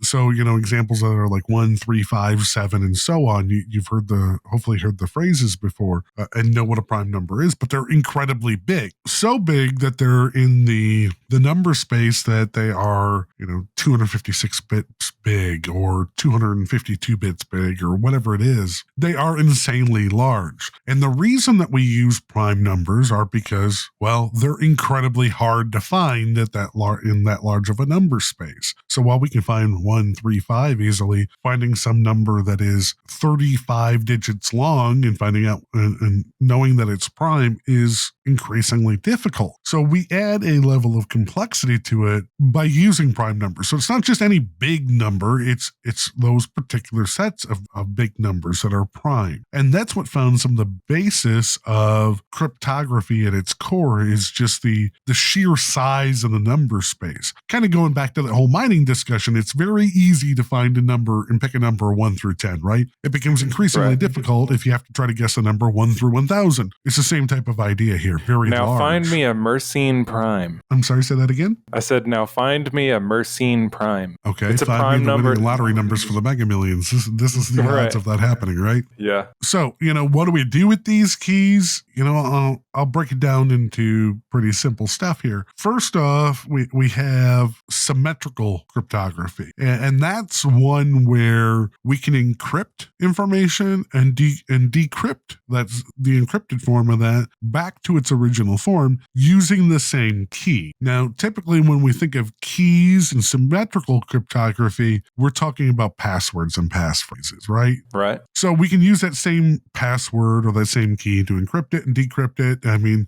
we can do this with zip files. We do this with PDFs. We do this with tons of stuff. You enter in your password. Only the people with the password can read it, but everybody uses the same password to do so. Works great for some stuff, not so hot with other things. And where it's not so hot with the encryption is where the concept of asymmetrical cryptography comes into play, which is generally a stronger area for key usage, right? The idea here is that you are able to encrypt with one key, but the public key, I'll just say you can encrypt with the private key to keep it simple, but the public key is required to decrypt. You cannot decrypt with the private key. So this has some rather unique advantages, doesn't it? Yep. Such that you can distribute or hand out the public key, and you yourself could use the private key to encrypt something and hand out and encrypt that data and hand out that encrypted data with the public key, and anybody with the public key could essentially decrypt the data. Now, the reverse also holds true. You can encrypt something with the public key that only the private key can decode. So you can establish ownership over something. Exactly. It gives us a form of Signing. ability to do non-repudiation, do some digital signatures. That way you can verify that, yes, I did do this, or yes, I did say this, or yes, I encrypted this, right? Correct. So I like to think of it from the standpoint that,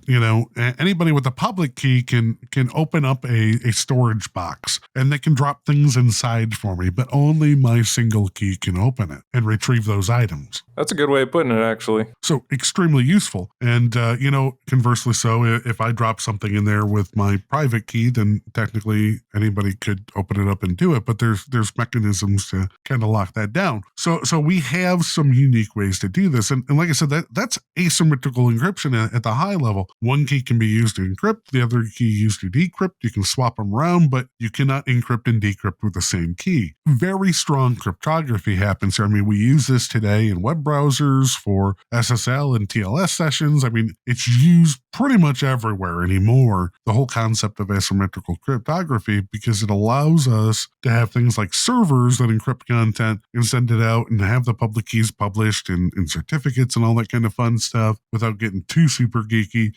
It enables us to really do what we do today in the real world. One form of asymmetrical cryptography is the elliptic curve cryptography, or ECC, that Rock was kind of talking about, which more closely defines the points on the curve, or a graph that help us determine what keys are related to, or what private keys are related to what public keys, and so on. I'm still with you. Good. So the whole concept behind ECC cryptography is that I shouldn't say necessarily instead of, but it's different in the fact that, in a lot of other systems that are asymmetrical using key pairs like that if you want the keys to get stronger or find additional keys, you have to keep increasing the size of the number space to I don't want to say make it harder to find them, but just find more keys. Because within the range of 1 to 2 to the 256th,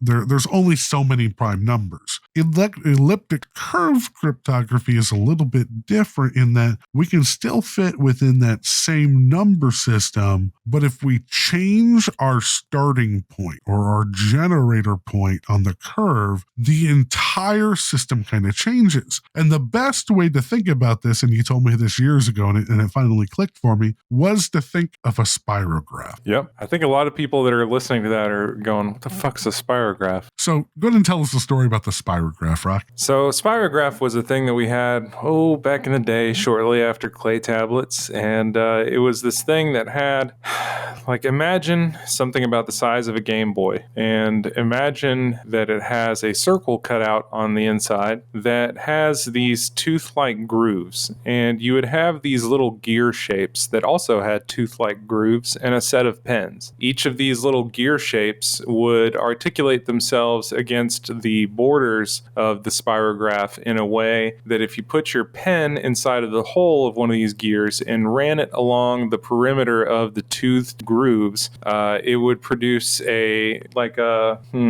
wireframe 3D object on the paper. And it would be these really trippy designs that sometimes would complete themselves and sometimes would just go on into infinity and roast the paper, and you'd get ink all over your parents' minivan and they would shout at you. But that's neither here nor there. A spirograph is an elliptic curve. It creates an ellipse shape, an ellipsoid, and it's curvy and it goes around in a circle. Elliptic curves don't necessarily go around in a circle per se, but it's kind of similar to that.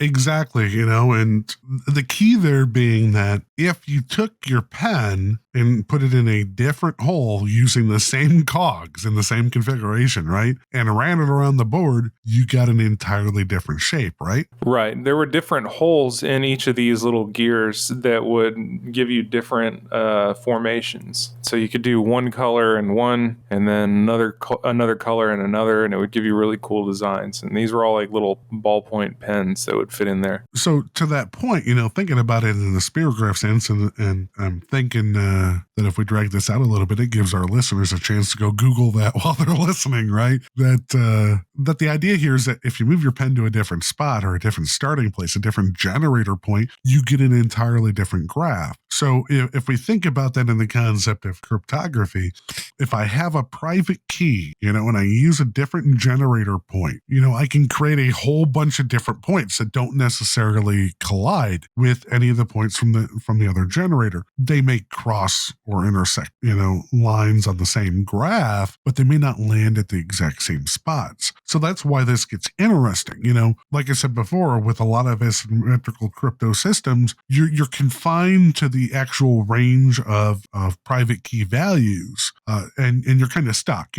I could have a prime number, let's say just 7, that is my key, right? That to generate in a normal asymmetrical system, and somebody else could use 7 and be able to encrypt data the exact same way that I could, which is interesting. But in ECC, let's say that I use one starting point with a value of 7, and Rock uses a private key of 7, but he picked an entirely different starting point. At no point, are we probably going to run into each other. That's important to understand. So we're able to increase, I guess you could say, the key space significantly in ECC versus traditional system. Are you smelling what I'm I smell what you're stepping in. Yeah. See, man, I'm never going to get the phrase right. I'm just going to give up with it. It is what it is, and it ain't what it ain't. Exactly. So, it's interesting to think about, because a lot of systems have either changed over to ECC or in the process of changing over to ECC. ECC is what, or various forms, whether it's EDSA or EDSA or, ED 25519, or, playing with the Montgomery curves and all that kind of stuff. There's a lot of variance on different types of elliptic curve cryptography, but the core concept is the same there. Shout out to DJB. What's that? I said shout out to DJB. Always and forever, right? Yep. Gonna go carve that into the closest oak tree. Yeah. Another one of those South references. But yeah, so talking about that and understanding that, hey, look, there's some rather unique things that we can do there. That's the core foundation of a lot of cryptography when it comes into play with blockchain projects and obviously cryptocurrencies. And some of the cool things that we can do knowing that is that some of these point systems, or more specifically in EDD 25519 that we use today, some of the points have some unique properties. And I'm saying it this way because it allows us to do some really cool stuff. For instance, I know that if I add 2 points, which are actually public keys together, that if I take the 2 private keys that were used to create those public keys and add those together, the resulting private key and public map, that's cool, because that doesn't happen in all systems. So I can actually take 2 keys together and smash them together in 2 locks and smash them together, and the key will then open that resulting lock. Am I making sense? Yep. Are you describing the Diffie-Hellman key exchange? Not yet. Not yet. Because that's very similar. It is very similar in a certain respect. For a second there, I thought you were talking about computing the shared secret for a moment there. I was getting there, I was getting there, and you kind of cut ahead of me, but that's all right. Because that's another property, is that if I have my private key and my public key, and you have your private key and your public key, if we trade public keys, so wait, I have your public key and you have mine, and I take my private key times your public key, and you take your private key times my public key, those 2 results will both be the same thing. Magic. Because of those properties in those curve values. So at that point, if we can both arrive at the same result, we now have a shared key, which is the basis of, as Rock just mentioned, the Diffie-Hellman key exchange system is arriving at a shared key. And technically speaking, the original forms of the Diffie-Hellman key exchange were based largely around modulus-based math or modulo-based math. But today it becomes even easier with ECC in some regards because you can literally just do that multiplication and come up with your shared secret to at least get the process started. Hopefully that makes sense. It does. Which is interesting because shared keys enable us the ability then to do, I don't want to say symmetrical crypto, but we can do symmetrical cryptography if we want to, or we can use this as a basis or a derivation, dare I say, to allow us to do other things and then create other asymmetrical keys in a deterministic way. Sounds about right. Which drives us at actually the next topic, because the Diffie-Hellman's rather simple one. The concept of temporary keys or ephemeral keys, outputs, and one-time addresses. Which is what we use in Turtle. Exactly. It generates the foundation for how transactions actually occur on the network. So to put it in a high-level form, and I'm going to take a big swig of water here, the way that transaction outputs are actually formed is we pick a random, as a sender, I pick a random key pair. I pick a random private key and I shouldn't say random public key, but I compute the public key for that random private key. I then take the private key that I just randomly created and multiply that by the receiver wallet's public view key. All right, you follow me so far? I'm with you. That forms what's called a key derivation. And that key derivation is, in essence, that shared key that we just kind of mentioned. Using that key derivation, what I can do with that then is I can plug that in using the normal hashing function that we have built in, which in our case is, CAC today and eventually SHA-3, to arrive at obviously a hash of that key derivation that when I combine it with other parts of the transaction, in essence, it's the index of the output, which is just its position in the array, to create a public key, which is actually the output key that we see there in a transaction. And if I take that output key and do some additional math like subtracting or adding my public key, I'd have to go back and look at my math notes here. I should arrive at my public spend key. It's kind of weird how the math works, and you got to kind of dig into some of the stuff that I published previously. But using that derivation, I can get to my public spend key as well. So that's important to understand. So then that output, in essence, is directly linked, but it is not equal to my public spend key. Am I still making sense? Yeah, definitely. I'm picking up what you're putting down. But that actual output key is, in essence, because it's linked, but it's not exactly the same, it's like a one-time derived address, which in many ways is what we call a stealth address. Yep. Because we don't know exactly who it went to, and we can't know without being able to calculate the drive key or the key derivation. And we can't know that without, obviously the private view key and all that kind of stuff. It's all derived keys and all properties of those key pairs, like I said, in an ECC system. And it's essentially just one big Diffie-Hellman exchange, right? Correct. So it's interesting to think about that because, like I said, we've got the stealth addresses. It's a derived or it's deterministic to some extent, but it is a derived form of our address. It is stealth. We cannot know what wallet funds are sent to, and that's important to understand. So hopefully I'm not losing our listeners here, because if I Only am, the I dumb apologize. ones. What's that? Only the dumb ones. I think they call those smooth brains. Yeah. So that kind of helps with, one side of the equation and the output side of transactions. But let's talk about the input side and counting other people's chickens. Kind of makes it really difficult to count other people's chickens in this sense. Well, that we're not talking about chickens because it's not chicken chain, is it? No, No, not at all. But now that I say chicken chain a couple of times in my head, I kind of like the ring of it. Rebrand?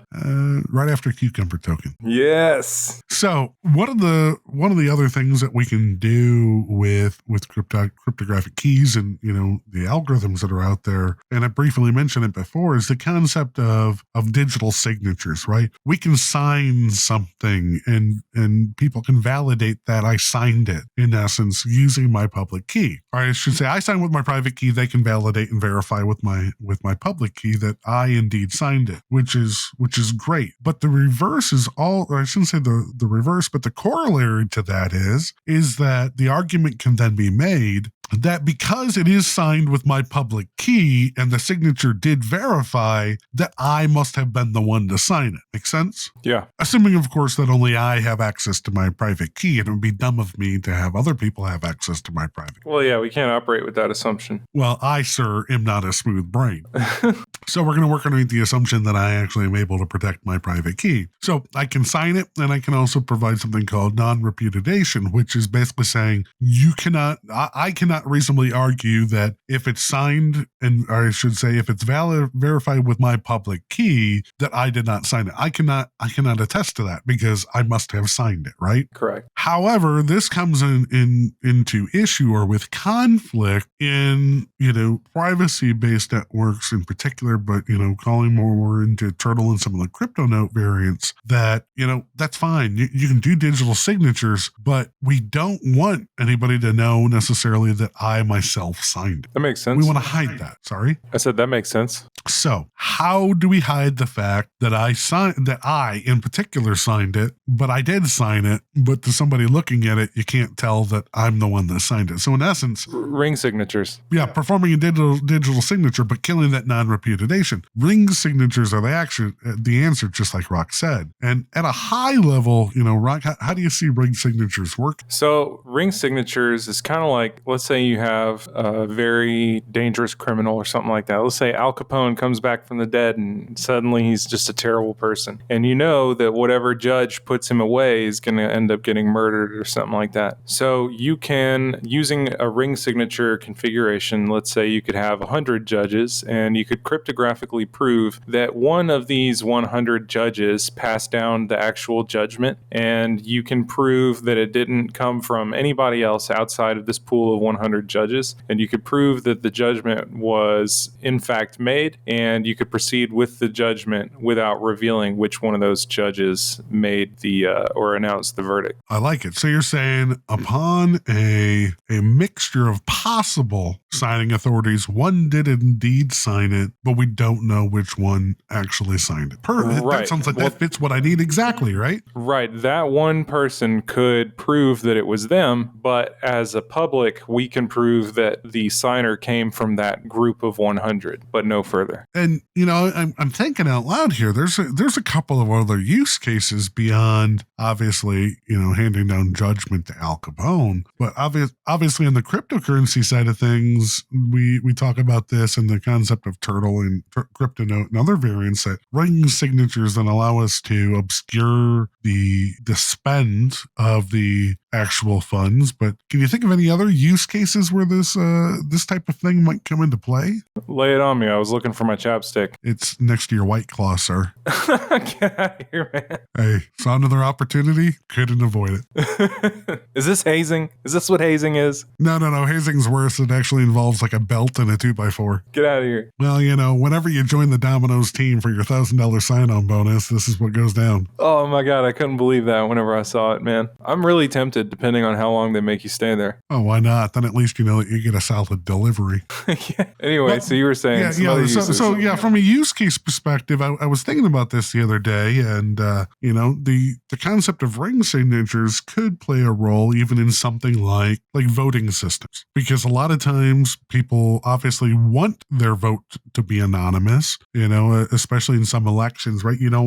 I can think about this going poorly or a vote going poorly in in some countries, right? You would want to vote for whoever you want to vote for, but you want that vote to be anonymous. You want to be able to verify that vote, in fact, was correct and what you intended it to be, and you want to know that privately. Correct. So, just thinking about a voting system, if we had a pool of voters, right, but you yourself had a key that was able to sign your vote, at least everybody can validate that the vote was indeed a valid vote without revealing that it was you that actually submitted the voting. And if we tied that into some of the other concepts, with commitments and proofs and stuff like that, man, I might actually have a voting system, but I'm not trying to give anybody any ideas here. Right. So we're able to do all that. We're able to, validate that somebody in the set signed for that spend of funds or for that transaction, whatever it is. But the problem here is that when we do that, because we're hiding who the actual spender is, how do we know that spend was actually valid in the first place? Key images? Key images, exactly. Kind of mentioned it before. Man, I'm on a roll here. Woo! Oh my God, it's almost like somebody's reading the outline.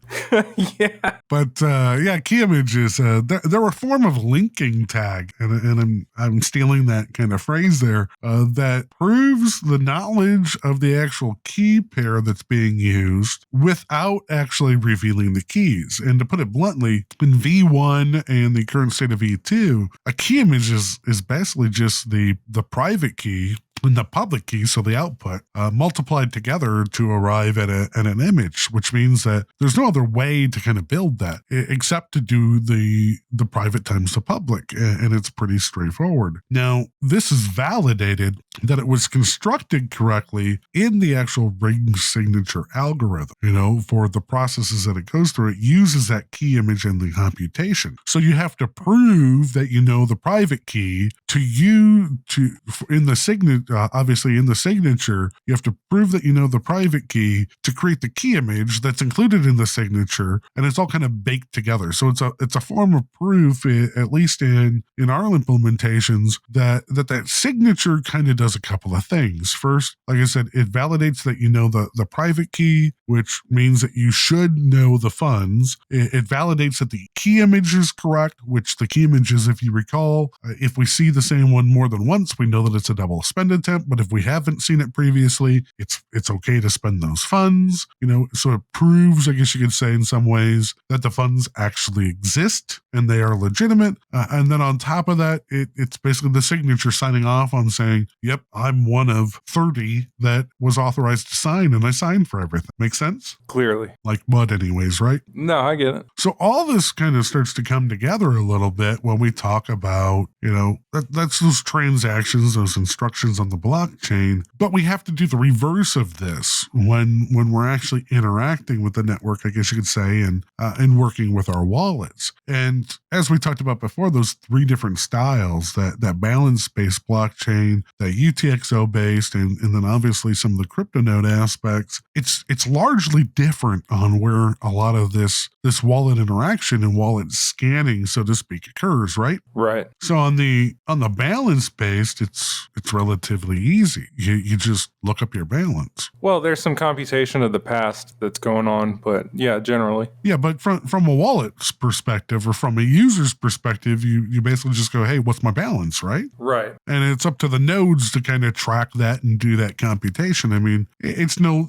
different than pulling up your cell phone, pulling up your online banking app and going, yep, I've got XYZ in my checking account, or calling a prepaid card's number, and finding out what your balance is on the prepaid card. I mean, it's essentially that simple, at least in a balance-based system. Yeah. In a UTXO system, it's a lot more complex because you're basically putting your key in every keyhole to see if it unlocks. And as they say, one key that opens multiple locks is a powerful key, but a lock that accepts multiple keys is, not a good lock. Right. I don't know where the hell I was going with that. What the fuck? Yeah. I think I saw that one in Genesis somewhere. That might have been where my head was going at with that. So yeah, the UTXO, like Rock said, it's basically checking a million locks, just drawing your key in there, which is fine. And then we swing around to the crypto node side of things, and it's even more computationally expensive, isn't it? Pretty much. Like the private privacy aspect of the whole thing really increases the computational overhead a lot. Even whenever it comes to writing this stuff to disk, it's a lot like I was talking about earlier with the way that Bitcoin is structured. Look at a Bitcoin transaction and look at a TurtleCoin transaction, or at least a TurtleCoin V1 transaction, and there's a little bit of a disparity with regard to how much data gets written. For sure. And then, on the scanning side, I guess the way to keep the same kind of concepts here at play is in the crypto node and of course Turtle and many of the other currencies like it, you don't get to just take your key and try the lock. For every single transaction, for every single output, you have to create the lock, and then try it. Yeah, it kind of breaks the analogy pretty quickly. Correct. So one of the things that some of those networks try to do is try to use what's called sub-addresses. So at least, for a singular transaction or for a singular set of wallet addresses, you only have to construct the lock like once and then try it multiple times with the multiple keys. But at the end of the day, it is still more computationally expensive. It's going to make it a lot more difficult for somebody to like try and brute force it. Oh, for sure. That's one thing to think about. If you think about BTC, you could brute force brain wallets. But yeah, you could brute force wallet keys, if you needed to, and instantly, because of some of the tools out there, instantly look up to see if there's a balance, right? On the ETH side, you can just keep cracking keys and do the exact same thing. You look at any crypto node based project like Turtle, right? Or, Monero and stuff like that out there. You can create the key pair, but now you got to go scan all of history to see if that key pair ever unlocks any locks. Yeah, it gets pretty difficult. It gets pretty difficult pretty quickly. Funds are seifu. Yes. So that's just a little bit different, which is why we've paid as much attention and why we've discussed it in a lot of detail in some of the prior podcasts, is that we want to try to reduce that scanning time. We want to try to make transactions smaller. We're focused on that user experience because we know that some of the knobs to turn and the buttons to push that make it a fungible cryptocurrency inherently makes it more difficult for a user to work with. But if you kind of tweak the knobs a little bit, maybe we can drastically improve the experience while still providing them with that fungibility. It almost seems like it's impossible, but a lot of the advancements present in Turtle V2 kind of make it possible. Well, that's the thought process, at least. Yeah, pretty much. So pull it all together for me. It's funny that you say that because kind of thought we just did, but no. all of this information that we've gone over in this episode is, like I said, it's largely been just blockchain related in general. But I guess a couple of the takeaways that I hope people pick up out of this is that, again, blockchain does not mean cryptocurrency. That's probably the biggest takeaway. And it's not just about the funds that are created. A lot of these projects, well, I shouldn't say a lot of the projects are probably just about the funds created, but the actual concepts and thoughts and problems that blockchain is trying to solve, or what could solve, really are game theory kind of discussions and consensus stuff where there's a lot of thought experiment that goes on with it, and it's not necessarily a black and white style discussion. Kind of like you alluded to at last episode, at least I think it was last episode, where there's a lot of gray area. We can't necessarily give hard-lined answers all the time because it's fluid. I mean, it's game theory. Hopefully this episode helps people understand a little bit more about how and why that is, instead of us just saying, hey, look, we can't. It provides some additional insight that, look, there's bigger concepts at play here than simply, moving your 10 turtle from one person to another. Yeah, I definitely hope that it makes things a little bit more clear to people about why things are the way that they are, and kind of helps them understand how these systems work, and that it's not just this elaborate shell game wealth extraction mechanism. There's no like magical combo of values that we can set in there that makes us all rich. And if we had found that value by now, we definitely would have put it in there twice. So just trust that we're doing the best that we can to make things work as good as possible, and we're hoping that influences other factors positively as well. Agreed. And by all means, hopefully this conversation kind of got people thinking a little bit, and I'm sure that there'll be some follow-up questions we'll be happy to address. But short of that, I think we had a pretty good run this time, bud. Yeah, man, this is one of the longer podcasts, but it's also one of the better ones because we got to kind of explore entire concepts from beginning to end, and I really appreciate that. It's not like, oh yeah, go listen to episode 2 to get some background on this topic.